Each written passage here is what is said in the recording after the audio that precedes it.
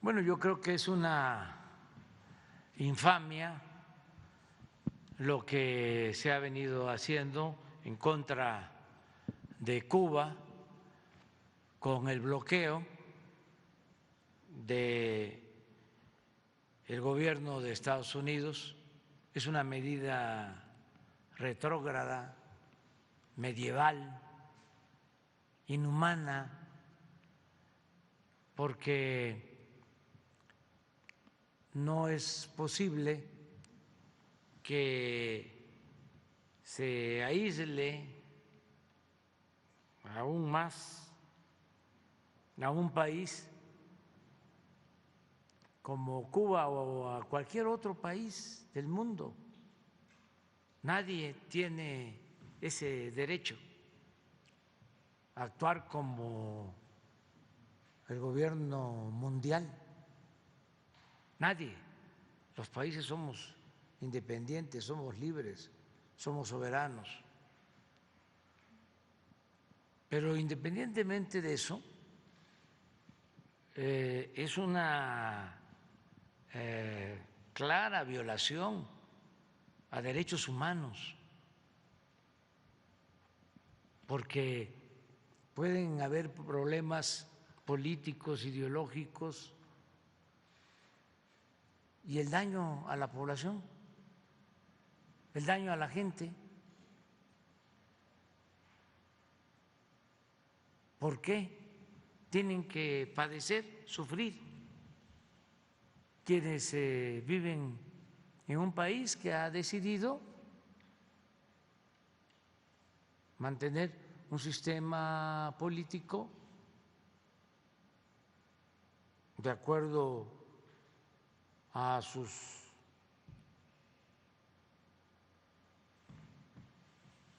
decisiones, de acuerdo a un proceso revolucionario? ¿Por qué afectar a su pueblo? Entonces, ojalá y el día de hoy, que tengo entendido, se va a votar, pues que sea unánime la votación a favor de que se termine el bloqueo en Cuba, y espero que el gobierno de Estados Unidos actúe de manera consecuente, porque siempre que se vota en Naciones Unidas este tema, la inmensa mayoría vota porque se quite el bloqueo, pero 1, 2, 3 y siempre Estados Unidos en contra, y ejerce veto y queda sin efecto la resolución, porque los miembros del Consejo de Seguridad de la ONU tienen indebidamente ese derecho de veto. 5 Estados miembros del Consejo de Seguridad, los permanentes. Entonces, ojalá y el día de hoy sea unánime. Sería una fiesta mundial, sería decir gracias a la vida, sí, de verdad, no por hipocresía, estamos a favor de los derechos humanos. Y el principal de los derechos humanos es el derecho a la vida. No es posible que, si hay diferencias políticas, se haga un bloqueo para que no lleguen los alimentos, no lleguen apoyos Ayer se dio a conocer aquí en México que aumentaron las remesas, más de 5,000 millones de dólares en septiembre. Este año, gracias a nuestros paisanos migrantes, es muy probable que lleguemos a 60,000 millones de dólares de remesas. Y resulta que en Cuba no pueden los familiares que están en Estados Unidos enviar remesas para ayudar a la gente, y no se pueden hacer operaciones ni siquiera para la compra-venta de alimentos por ese bloqueo injusto.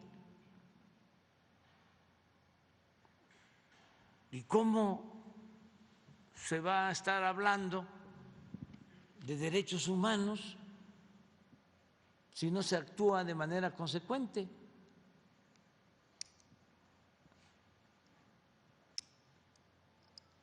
Yo, la verdad, quisiera que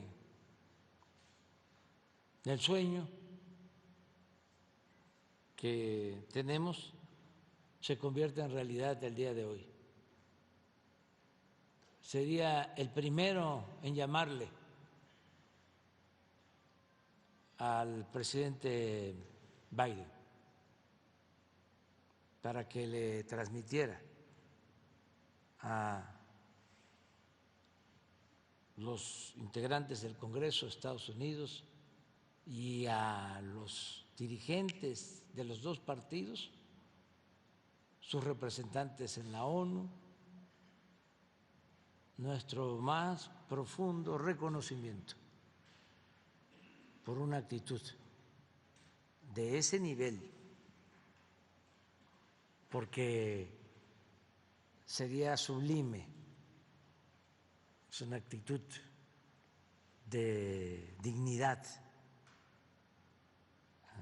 de elevados valores, de demostrar que se tiene auténticamente deseos de un cambio, que ya no se va a continuar aplicando la misma política de siglos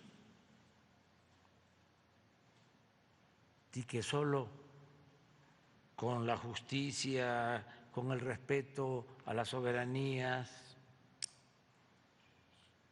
con la amistad y la cooperación entre los pueblos, se puede vivir en un mundo mejor y hacer realidad la fraternidad universal. Ese es mi punto de vista. Sí, en entrevista para Sputnik, el embajador de Cuba en México, Marcos Rodríguez, dijo que al menos son 12 millones de dólares diarios que por este bloqueo financiero y con el huracán y con el tema del COVID y el conflicto de Rusia con Ucrania se ha agravado muchísimo. Entonces ellos piden que pues el fin a este bloqueo, como usted lo menciona, porque además quitarlo de la lista de los países terroristas, que eso también es algo que les ha afectado mucho a la nación cubana, y que aún así en esta entrevista que dio el embajador agradeció el apoyo de México, que durante estas afectaciones como la que fue la de Matanzas apoyó el gobierno de México a ese país. Nosotros vamos a seguir apoyando como lo han hecho también otros gobiernos, como lo hizo el presidente Adolfo López Mateos, cuando México fue el único país que se opuso a que Cuba se expulsara de la OEA. México fue el único país y nosotros vamos a seguir apoyando al pueblo de Cuba, al pueblo hermano de Cuba y a su gobierno, porque estamos en contra del bloqueo y sabemos que atraviesan una situación muy difícil, muy difícil. En efecto, cada vez que se necesita, nosotros ayudamos y lo vamos a seguir haciendo como lo hacemos con otros países, porque hablé de la fraternidad universal. Nosotros aquí estamos atendiendo a la gente más humilde, a la gente más pobre y no queremos que solo nos vaya bien a nosotros. Queremos un país sin fronteras, un país fraterno, verdaderamente solidario. Y eso es lo que deseamos en todos los casos. Y somos muy respetuosos del gobierno de Estados Unidos y tenemos muy buena relación y la vamos a seguir teniendo, pero sí hay diferencias. Y esto es normal, porque pues tenemos dos historias. Imagínense, a nosotros nos invadió España, luego que se logró la independencia, tuvimos que enfrentar varios intentos de reconquista de España, 2 invasiones de Francia, 2 invasiones de Estados Unidos y una de ellas terrible, fue un gran zarpazo. Se apoderaron de más de la mitad de nuestro territorio. Entonces, aún con eso,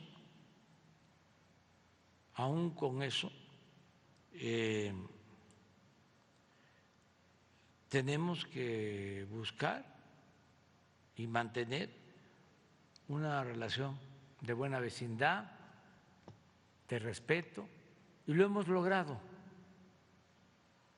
Me ha tocado tratar con el presidente Trump y ahora con el presidente Biden, con los dos muy buenas relaciones, y 2 partidos, y 2 estilos. Estilos personales de gobernar, diría don Daniel Cosío Villegas. Y con los dos, una relación de respeto. El presidente Trump nos respetó en momentos difíciles, nos entendimos, llegamos a acuerdos,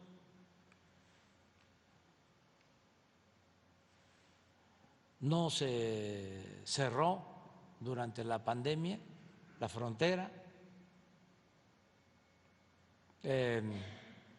nos ayudaron a conseguir equipos médicos, vacunas.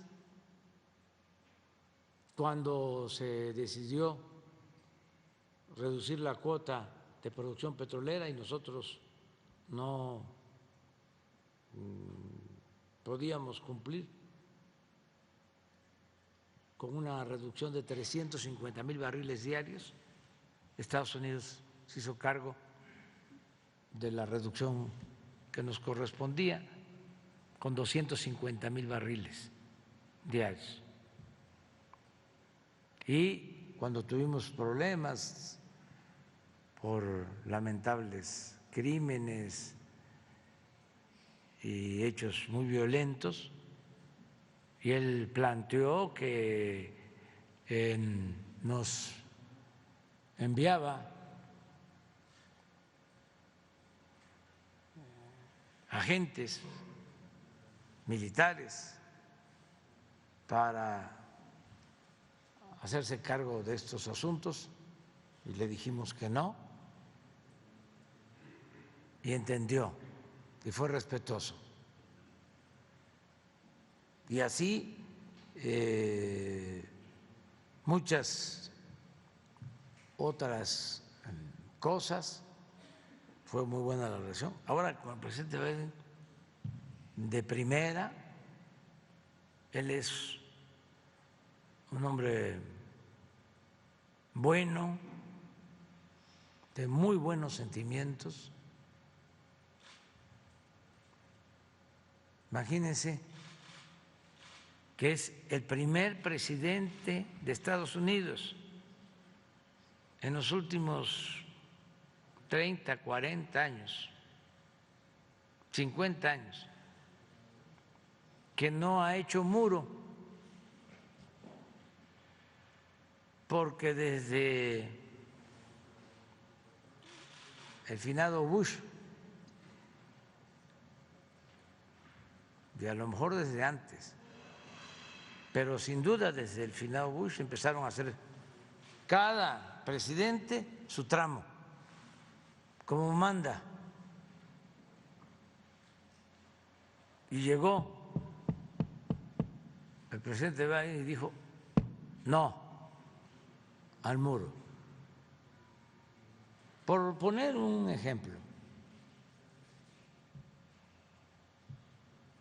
Y estamos trabajando mucho, muy bien. Por eso no descarto el que haya un cambio en la política con relación a Cuba, como lo está habiendo poco a poco con Venezuela, y el cambio tan importante que ha significado este encuentro de los presidentes de Colombia y de Venezuela, de pueblos, de países vecinos, hermanos. Fue un gran paso y tenemos que ir a la integración de América Latina, del Caribe, pero también pensando en la integración con América del Norte, con Canadá, con Estados Unidos, la integración de América, así como la Comunidad Económica Europea se convirtió en la Unión Europea, así América, una gran región, nuestra América, pero incluyendo a Canadá y a Estados Unidos. Y eso depende de un cambio completo de política. Ya se avanzó con la integración económica, comercial de América del Norte, pero imagínense lo que significaría llegar a un acuerdo con toda América ahora que el pueblo de Brasil decide apoyar de nuevo a un gran dirigente que le tiene mucho amor al pueblo, sobre todo a los pobres, ahora que se decidió en favor de Lula, hay condiciones inmejorables para un acuerdo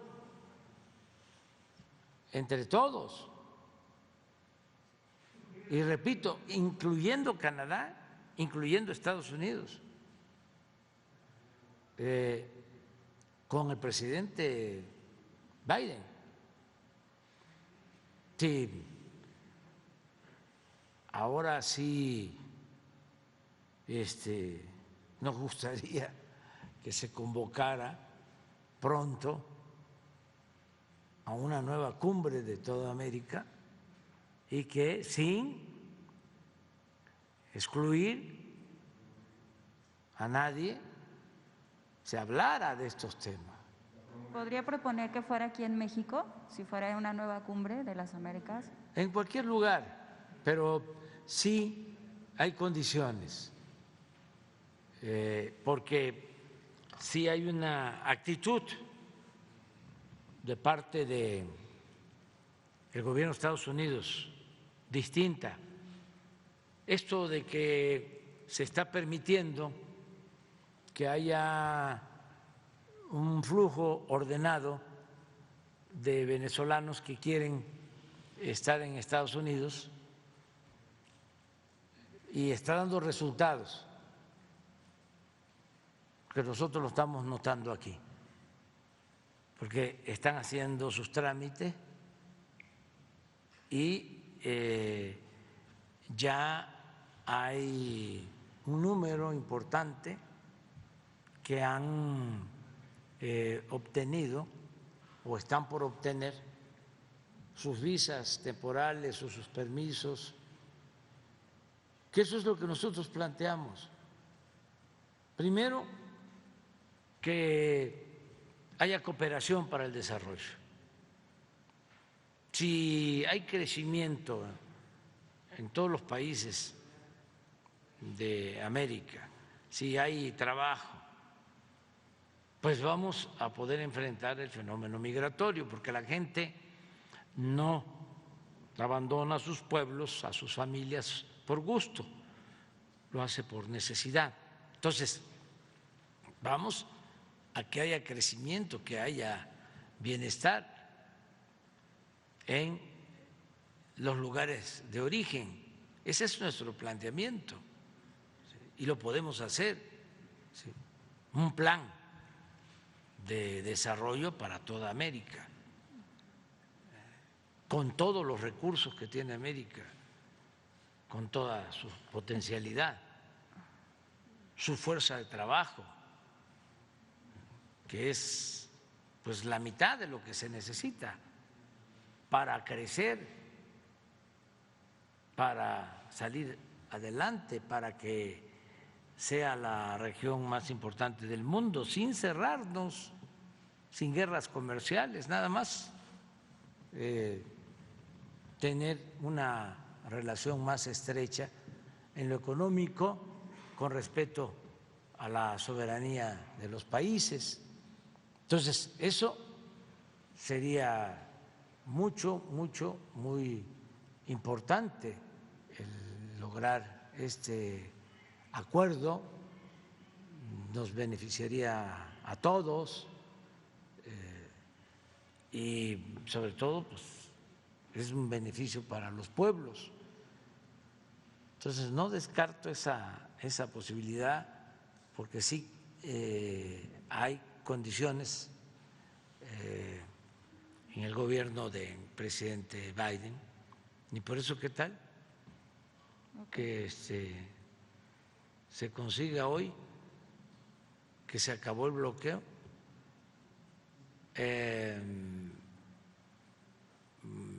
pues ya lo anuncio, habría baile en el Zócalo el sábado, la Santanera, y hablaríamos para que vinieran los de la Bam Bam,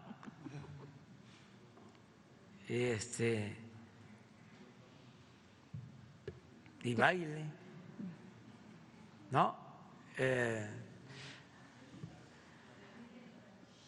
Bueno, eso es otra cosa. Sí, en mi segunda pregunta, gracias, presidente.